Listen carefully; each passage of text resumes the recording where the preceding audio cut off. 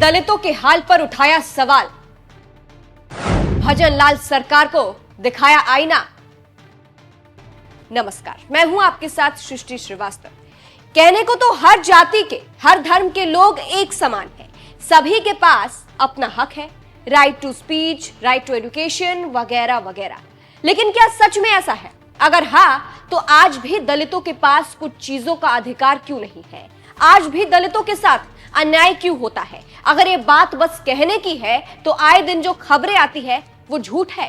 राजस्थान के जालौर में जो एक दलित दूल्हे के साथ हुआ वो झूठ है। इसी मामले को लेकर बाप सांसद राजकुमार रौत ने दलितों का हाल बताया है और सीएम भजन लाल शर्मा को आईना दिखाया है। चलिए आपको भी बताते हैं पूरी खबर के बारे में। दरअसल राजस्थान के जालौर से समाज को शर्मसार करने वाला एक मामला सामने आया है, जहां दूल्हे का केवल इतना कसूर था कि वो दलित होकर घोड़ी पर बैठकर ब्याह करने जा रहा था, जिसके बाद बदमाश उसे घोड़ी से उतारकर घोड़ी लेकर चले गए।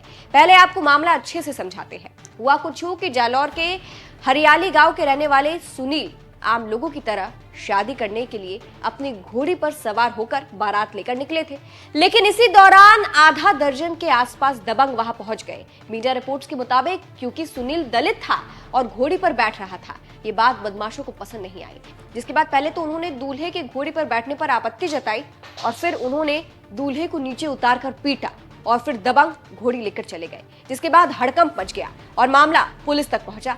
जालौर के एसपी भी कई थानों की पुलिस लेकर मौके पर पहुंच गए, जहां एसपी की मौजूदगी में बालोतरा निवासी सुनील के फेरे करवाए गए।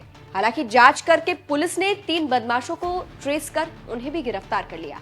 अब भले ही बदमाशों को गिरफ्तार कर लिया गया हो, लेकिन सवाल फिर भी यही उठ रहा है कि आखिर ऐसी घटना क्यों होती है? एक दलित के साथ यह अन्याय क्यों होता है? ये खत्म कब होगा? इसी मामले पर बाप सांसद राजकुमार रौत भड़के हैं। सोशल मीडिया प्लेटफॉर्म एक्स पर राजकुमार रौत ने लिखा, सरकार कोई भी हो, इस तरह की घटना रुकने का नाम नहीं लेती। दलित घोड़ी पर नहीं बैठ सकता, एक मटकी से पानी नहीं पी सकता। आखिर ऐसी सोच पनपती कहां से? भविष्य में इस तरह की घटनाओं को रोकना है तो इस तरह के विचार पनपाने वाली पाठशालाओं को बंद करना होगा। जोहार। अब राजकुमार रौत ने भले ही किसी का नाम नहीं लिया, लेकिन क्योंकि सरकार भजन लाल शर्मा की है, इसीलिए कहा जा रहा है रौत ने कुछ शब्दों में ही भजन लाल को आईना दिखा दिया है कि उनके राज्य में क्या कुछ हो रहा है। उनके राज्य में दलितों के साथ अन्याय हो रहा है और कोई कुछ नहीं बोल रहा है।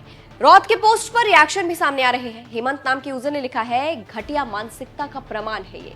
एक और यूजर ने लिखा, ये सरकार को मुंह की खानी पड़ेगी।